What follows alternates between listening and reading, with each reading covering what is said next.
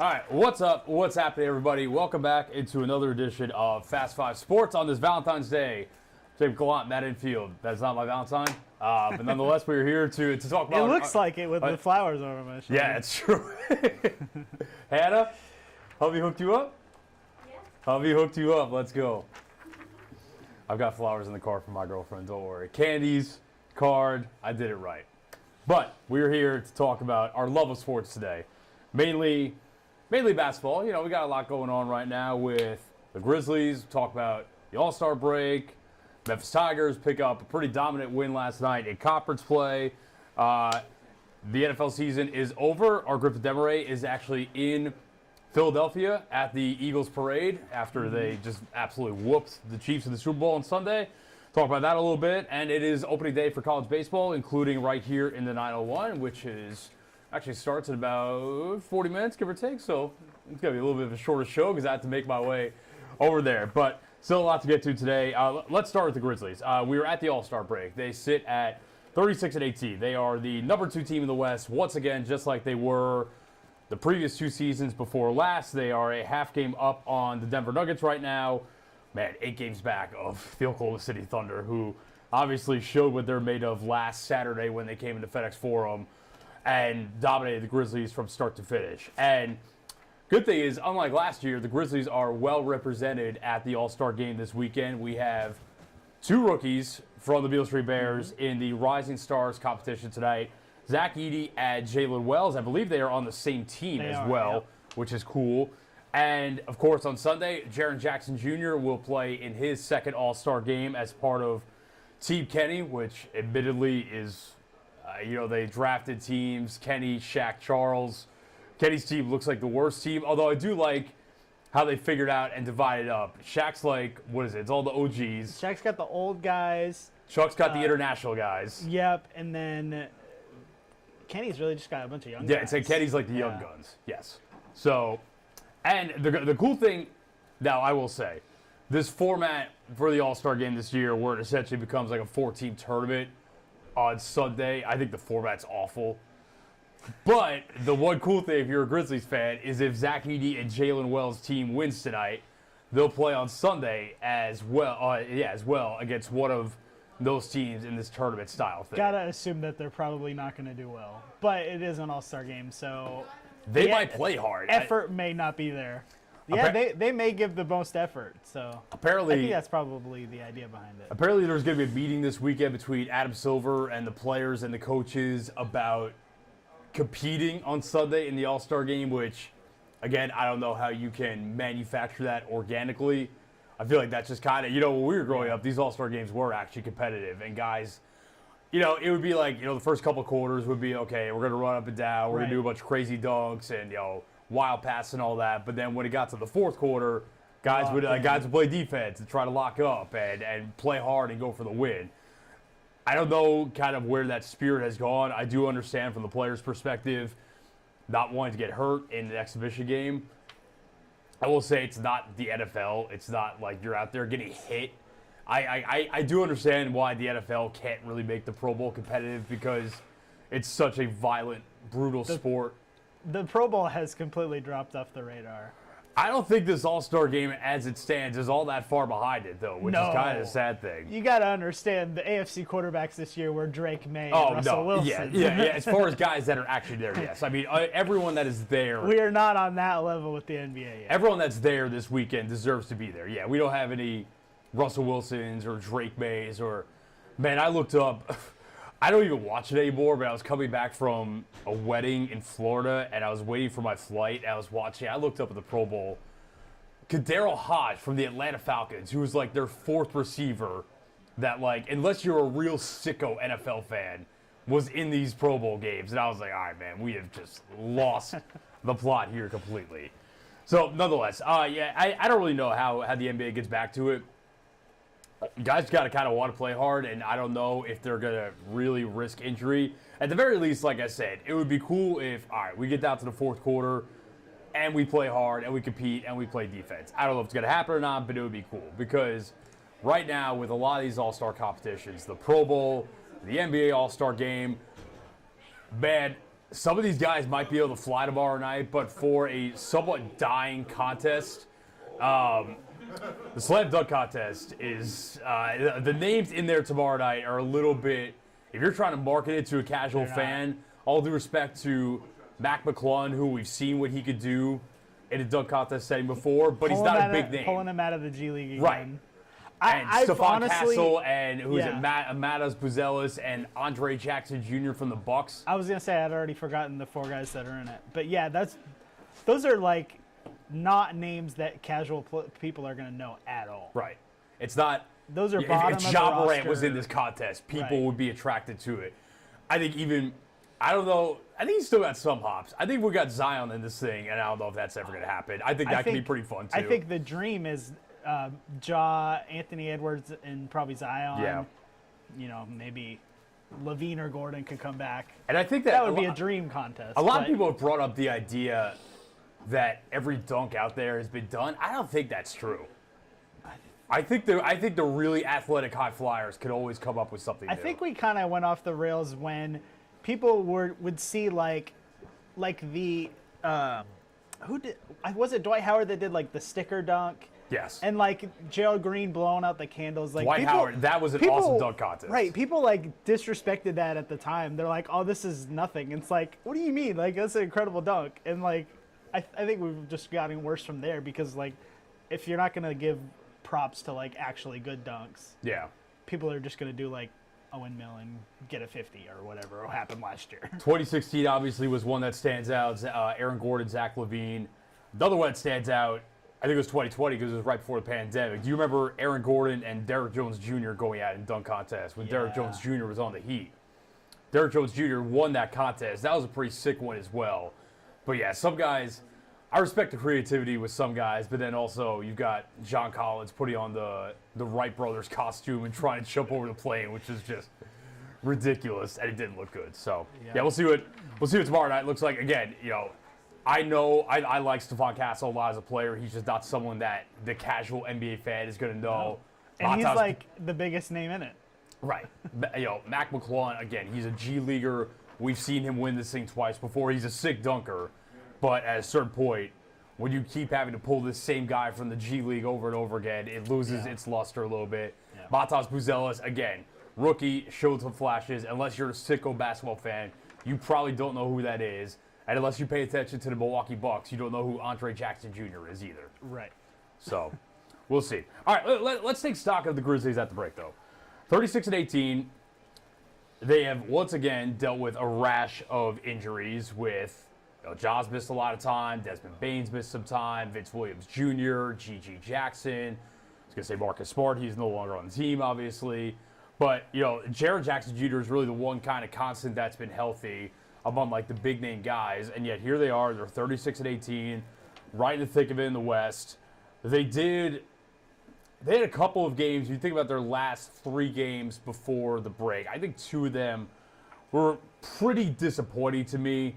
I think Saturday night at home against OKC, you just kind of realize, and I said it that night on air, the Grizzlies are very, very good. I think the Grizzlies are one of the 5 to 7 best teams in the NBA. But you realize there was a teardrop from an OKC caliber team to where the Grizzlies are. Like, I think after seeing OKC Saturday night and what they did on the second night of a back-to-back on the road against the Grizzlies without Chet Holmgren, without Lou Dort, they're missing Casey Wallace as well. Like 3 rotation players. And in the case of Chet Holmgren, their second best player, in my opinion, with all due respect to Jalen Williams. The way they dominated the Grizzlies, you realize, to me, that's far and away the favorite to come out of the Western Conference. No questions asked. Mm-hmm.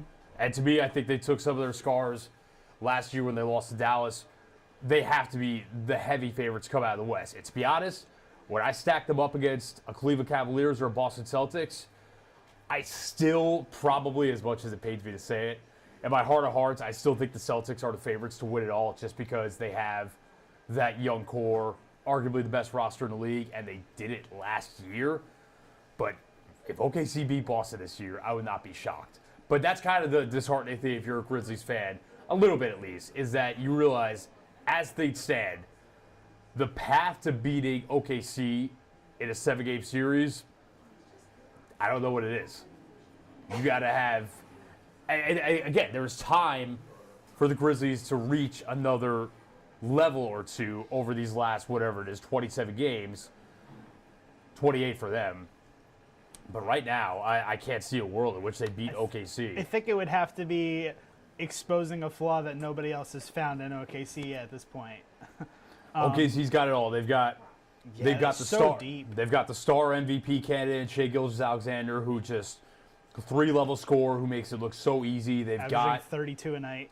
They've got the interior presence now. They've got kind of the Chet Holmgren's not a unicorn, but the versatile big that can stretch the floor, and then he can also protect the rim. He's got, him and Jared are similar in a lot of ways. In a lot of ways, to be honest, the way that the Thunder and the Grizzlies are built is very similar. You've got the star point guard, the star young point guard, Shai Gilgeous-Alexander for OKC, Ja Morant for the Grizzlies. You've got this ultra versatile two-way big man, Jaren Jackson Jr. for the Grizzlies, Chet Holmgren for OKC.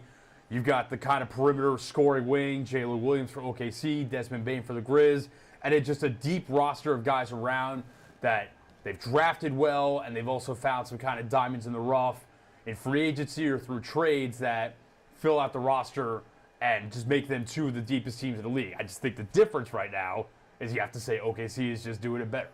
I think the end of the season will be important too, because we know the Grizzlies' starting five is strong on any given night, but the guys that we know have it in them but aren't necessarily like on a championship level yet, like guys like Gigi or Vince, if they can kind of like perform very well in the second half, that might give that bench another spark that the Grizzlies kind of need to reach that OKC level. Yeah. I also think that we saw at the trade deadline, trading Marcus Smart away is, again, a huge gamble by the Grizzlies and Zach Kleiman and the front office, that this team, without any proven veterans that have extensive playoff experience and played in NBA Finals games before and whatnot, can make a serious run and maybe get to the finals. Because Zach Kleiman said it last Friday. Part of the reason they felt comfortable trading Marcus Smart away is that Ja Morant, Jaren Jackson Jr., and Desmond Bane have stepped up into the leadership roles on the team. They are the heart of the locker room. They are, the leaders on the team. So it would also be somewhat unprecedented to make the finals with two rookies in your starting lineup, Jalen Wells and Zach Edey. So you wonder if, and again, to me, it doesn't really matter who's starting. It matters who's getting the bulk of the minutes, although with this team, the minutes are so kind of evenly dispersed just because they play at such a rapid pace on both ends of the floor. You got to keep guys fresh. But I kind of wonder if Vince Williams Jr. maybe keeps eating into some minutes from Jalen Wells, just with what he could do on the defensive end. And we've seen it already in the first couple games he's been back. It really stood out in the Phoenix game the other night, guarding Devin Booker and Kevin Durant at times. Wonder if he eats into it a little bit. I will say Vince's jumper looks very rusty right now, which is probably to be expected with the amount of games he's played this season. So, and then with Edey, I think he could contribute on a playoff run for sure, but I do kind of wonder if maybe against some of these teams that are versatile and can switch everything, which are the kind of teams that have given the Grizzlies problems, a la kind of the Clippers the other night. I wonder if Brandon Clark ends up seeing the majority, maybe not the majority of minutes, but the most minutes out of any of the traditional big guys outside of Jaren, just because he is so versatile defensively. He has played in postseason games before, and he kind of gives you some optionality. So, yeah, just comparing them to OKC, it's like, man, you look at, and the two additions the Thunder made in the offseason, getting Caruso and getting Hartenstein was just enormous for them. You get a lockdown perimeter defender like that, and you get a big who's just who they really needed. A menace on the offensive glass and defensively as well. So, again, I think that this team could certainly make the Western Conference Finals. I don't know if I would pick them in a series over every other team in the West right now because, again, they're 1-1 against them this year. If you told me they get the Nuggets in the 2-3 series in the second round, that would probably be a little bit worrisome to me. I would go as far as to say I think any team between like 2 and 10 in the West right now could beat each other, because I think the West is so deep. Like everybody basically above Phoenix is like a viable like contender to win a playoff series, in my opinion. You think Golden State could beat the Grizzlies in a 7-game series? Maybe with Butler If now. playoff Butler shows up, Maybe with I Butler do. now. Yeah. I don't think the Kings can. I don't think the basketball Maybe, gods yeah. are going to be kind to the Mavericks either. The basketball gods Oh, are. okay. Scratch that. Mavericks, no. Unless Anthony Davis is like 100% for the playoffs, which probably not. Even your guys, I could squint and see. I would be pretty surprised if the Wolves beat the Grizzlies in a 7-game series.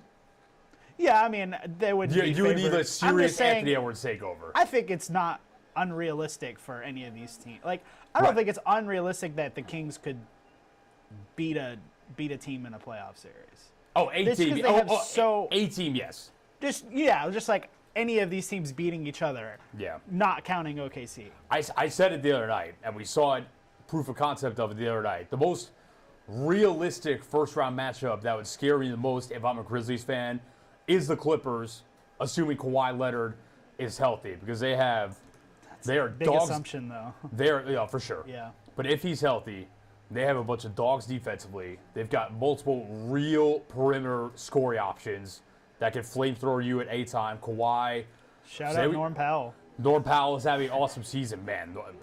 Letting Paul George walk for Norm Powell is looking like one of the moves of the year so far. Yeah. Shout out to Lauren. I think Lawrence Frank is still their GM of the Clippers, so shout out to him for seeing the vision on that.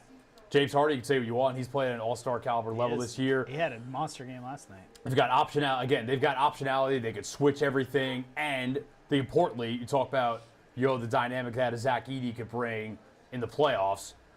Someone like Zubats could really give Zach Edey problems. He has kind of size and physicality that I think could negate Edey. And just the physicality the Clippers play with as a whole is something that has given the Grizzlies problems this year. So Yeah. if Memphis ended up seeing them in the first round, I might be a little bit leery of that. But all in all, really good team. I would just say right now, I think that unless OKC suffers a major injury or two, I think that their ceiling right now is the Western Conference Finals, just because OKC is that good. Yeah. They've been winning a lot of these games without Chet, too, as well. Right. So they've already dealt with a major injury. Right. Yeah, it might take a Shea injury to get there, and Yeah. We- That, we- would, we that don't- would be pretty devastating. Right. But right. and we don't want to manifest that whatsoever, because if you're going to beat this team, you want to beat them at Right. full strength Yeah. and prove that you're the better team. So we'll see what happens. Grizz, like I said, you can catch Jalen Wells and Zach Edey in the Rising Stars Challenge tonight, Jaren Jackson Jr. in the All-Star Game on Sunday, and then they are back in action next week with a road trip that starts against the Indiana Pacers. All right, we're going to take a quick 30-second timeout, and when we come back, we're going to discuss the Memphis Tigers picking up a dominant win on the road in Tampa last night. You're watching Fast 5 Sports. Stick with us. Go fast, keep going. Go fast, keep going. Go fast, keep going. Go fast, keep going. Go fast, keep going.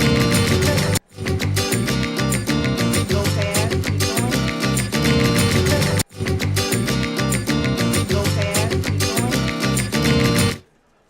All right, welcome back into Fast 5 Sports alongside Jacob Gallant. I am Matt Infield. All right, quick story time. So, as you know, may know at least, I'm lucky enough to be one of the co-hosts on the Penny Hardaway Show. So we taped with Penny on Monday, and as we were wrapping up, I go to Penny, I said, don't do my alma mater too dirty this week. I'm an alum of the University of South Florida. Penny looked back at me and laughed and said, sorry, man, I got to do it to him. And they, in fact, did it to him last night. Tigers going on the road to Tampa and beating the Bulls 80-65. And to be honest, it really wasn't that close. Tigers led by 20-plus at multiple points. Again, it kind of feels kind of silly to talk about, but the fact that it was only a 15-point win as opposed to their largest lead was 24 at one point hurts them in some of these predictive metrics like the net and whatnot at KenPom. Seems silly because, anyone who watched that game last night, it was horrific basketball for the first 10 minutes or so, and then Memphis just kind of ran USF out the gym. Dane Danger, once again, another dominant night for him. 20 points, 7 rebounds on 9 of 13 shooting. PJ Haggerty, not super efficient from the field, but still 18 points, and he just gets to the free throw line so often that he has such a steady floor. It is scoring night to night. Tyrese Hunter back in the starting lineup after missing Sunday's game against Temple with a knee injury.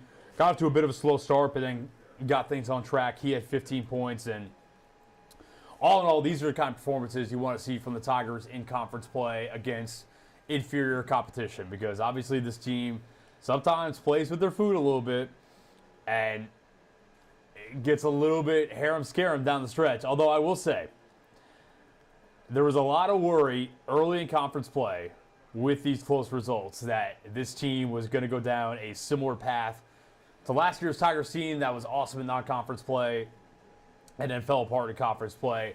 That has not happened whatsoever. They've had one loss on the road at Temple. That was the night where they got killed on the glass. Jamal Bashford Jr., the lead scorer of the conference, went off against them. Since then, they have not lost. And that game was, I think, a month ago at this point. That game was on January 16th. Weird out Valentine's Day. So the Tigers are going to go into Sunday's game at Wichita State without losing in the last month. 8 in a row for them, 11-1 in conference play. We're kind of at the point now where I think they would have to damn near lose out to put their tournament bid in danger. I mean, they are really close to just being locked in no matter what happens in Fort Worth. And importantly now, they have 6 games left in the regular season. They essentially have a 3-game lead for the conference standings, for the top seed in the conference tournament. So they're in a really good spot to get the double bye in Fort Worth and automatically be through to the quarterfinals no matter what. So all in all right now, I think you got to really like how this team's playing. They don't always do it for 40 minutes, and that's fair, but they find ways to win games, and they just have so many options, inside, outside, and they are really good defensively. This is, Petty talked a lot about getting back to his defensive roots.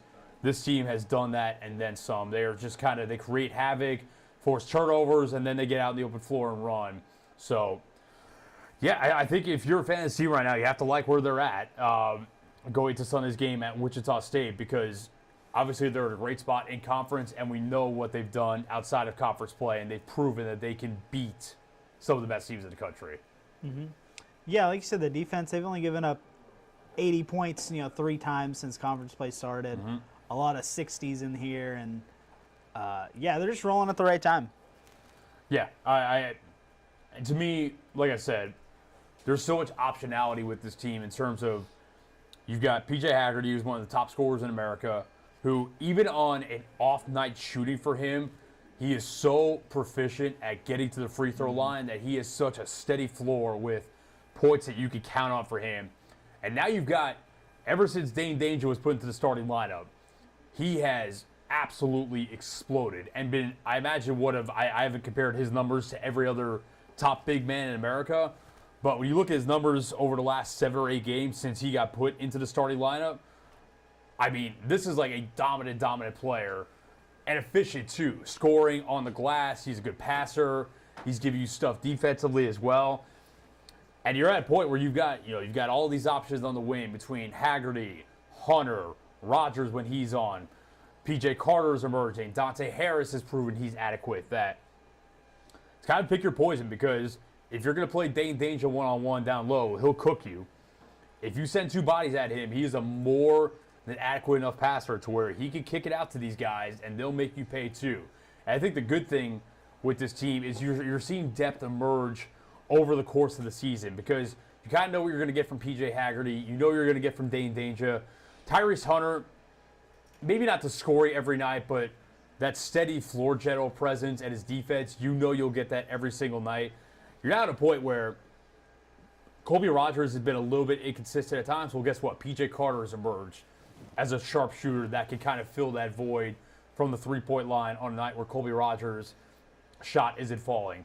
Dante Harris, like I mentioned before, the way he played in place of Tyrese Hunter in the win against Temple the other day, was awesome.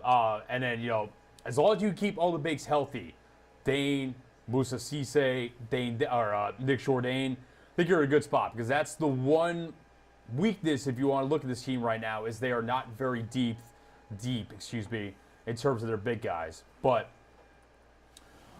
I think that this is a team that has every chance to roll through the conference tournament and probably win a couple of games right off the bat. This is, to me, this is clearly the best Memphis team that I've covered in 3 seasons here. Obviously, last season's team was what it was from a talent perspective, but from a team perspective, fell apart. 2 years ago, they were a lot of fun, and they had a guy in Kendrick Davis that was just such a killer competitively. And when DeAndre Williams came on in the second half of the season, that was a dynamic duo. But when you look at the depth on that team, with all due respect to guys like Keontae Kennedy and Elijah McCadden and Damare Franklin, this team is way deeper than that one was. And to be honest, someone brought up that P.J. Haggerty might be better than Kendrick Davis was, and I was a little taken aback by it at first, but when you look at the numbers, it's not really that far off. Kendrick had just this mentality that you never felt like you were out of a game with him just because he was going to give it his all for 40 minutes and give you his best. But, yeah, I mean, 1 through 8 to 9 on this team, they are way deeper than that team was 2 years ago. So, yeah, I mean, right now I think they're kind of steamrolling towards a 4 to 5 seed, which, again, will give them a chance to, Petty's talked about it a bunch. In the last 2, in his only 2 tournament appearances with the Tigers, they've been the 8 or the 9, which means that even in the case of them winning when they beat Boise State a couple years ago, guess what? You get the number 1 seed in Gonzaga in the second game. Now, obviously, where they fumbled the bag a little bit was 2 years ago. They were the 8th seed against FAU. Lost that game. If they would have won that game, they would have gotten 16 seed Fairleigh Dickinson, who had upset Purdue right before them. But, again, if you're the 4 or the 5, you don't have to worry about all that. You put yourself in position to really have a chance to advance to the Sweet 16 for the first time in the Penny Hardaway era. And we got to give Penny credit too, man, because for all the outside, what appeared to be chaos on the outside with the coaching staff before the season and all these new guys coming in, man, the vision has worked out beautifully, and he's got all these guys gelling. I know for a fact this is the best he's felt about a coaching staff since he's been here. So, yep, times are good with the Tigers and everything around them right now. All right, we will take one more quick break and come back and wrap this up with a little NFL and college baseball talk. You are watching Fast 5 Sports. Stick with us. Go fast, keep going.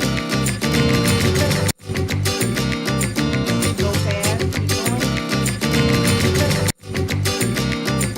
Go fast, keep going. Go fast, keep going. Go fast, keep going.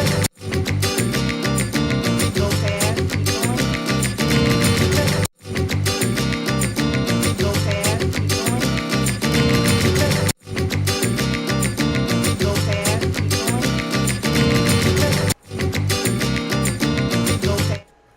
All right, back to put a bow on things here on Fast 5 Sports. I'm Matt Infield. That is Jacob Gallant. Like I said before, our Griffin Deborah is at the Super Bowl parade, the Champions Parade in Philadelphia for his beloved Philadelphia Eagles. I finally kind of took your advice and stopped betting against Patrick Mahomes, and of course, again, I've been very clear. Time. I've been very clear about my feelings on Patrick Mahomes. I've just bet against the Chiefs on vibes, and it burned me every time. And I finally decided I'm going to stop doing this because I think so highly of this player and what he can do. And I do it, and they get just absolutely smashed in one of the kind of all-time dominant Super Bowl performances. Eagles win 40-22 in a game that was not that close. Yeah, This game was over. It was just domination. I really expected the Eagles to come in running the ball with Saquon, and they really never needed to. I said it multiple times, there is no way you would have told me Saquon Barkley would have 25 carries for 57 yards. Yeah. And the Eagles would not only win the game.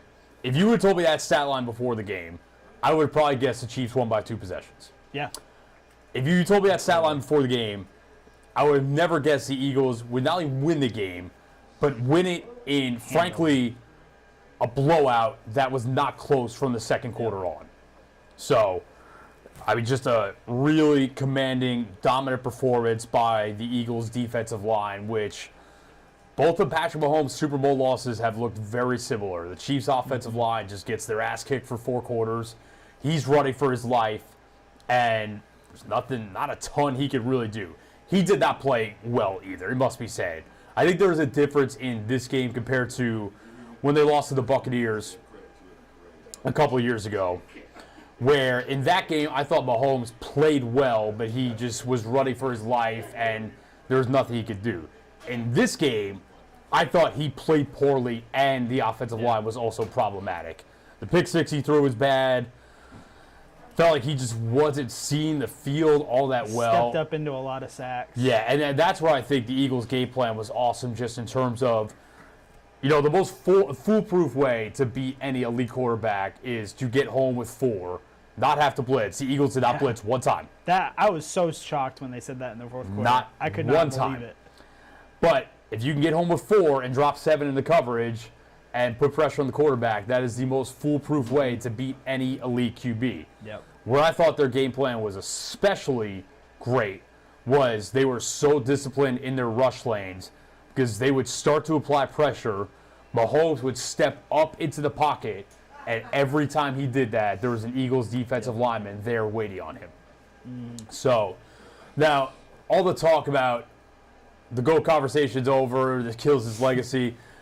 We've got to a point now where apparently making the Super Bowl and losing in the Super Bowl is somehow worse for your legacy than losing in the divisional round or not getting there at all, which is silly to me. Because, again, even with this loss, go stack up. Have we already forgotten that Brady won a ton of Super Bowls as an old man? Like, Mahomes is not even 30.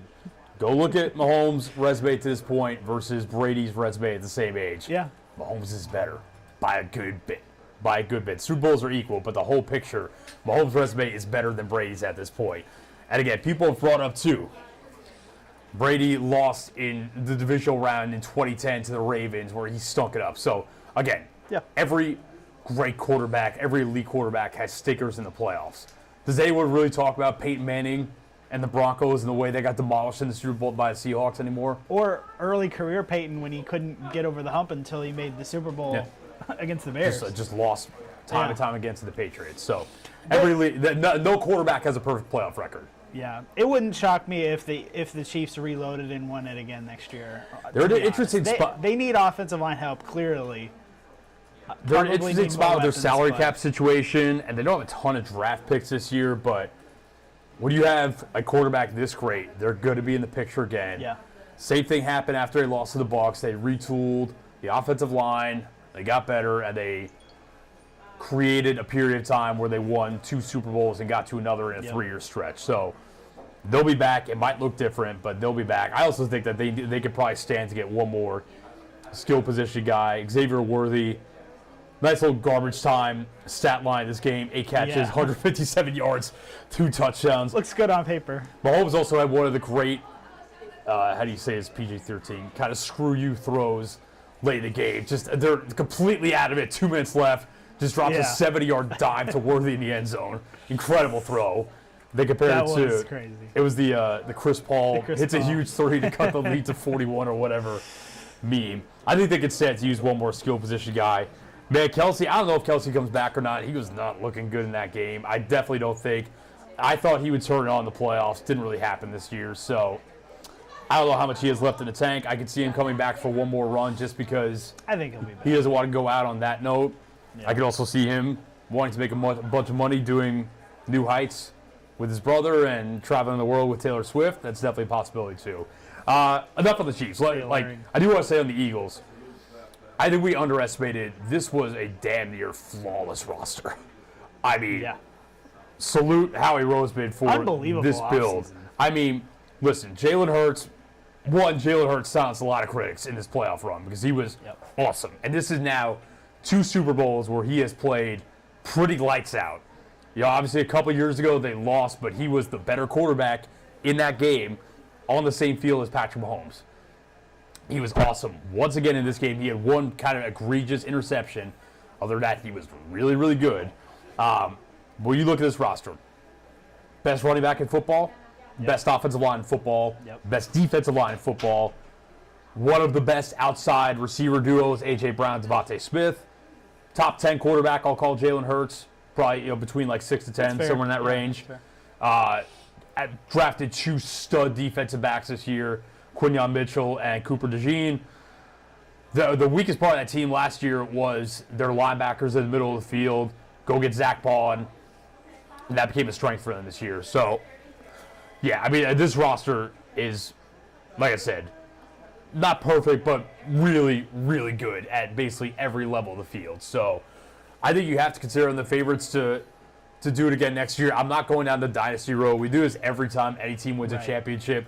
Is this the start of the dynasty? Especially with a young quarterback. Right. I'm not going down that road. But, especially in football, just because football is so dependent on injury luck and things change really fast in this league. Yeah. But they have to be considered the favorites to win it all again next year with this roster and with the amount of guys they're going to have coming back. I think you got to consider this. I don't know what else to compare it to, but one of the best off seasons of all time. The way they just reloaded that defense and added Saquon, and became the best team in football. And overcame losing Jason Kelsey. Yeah, that too. That was a lot of people thought that could be like kind of the death knell for their offensive line. Tush push, yeah. Tush push, just the offensive line in general, just with the amount of things that he did as far as calling out assignments and calling out signals and whatnot, and nope, they did not skip a beat.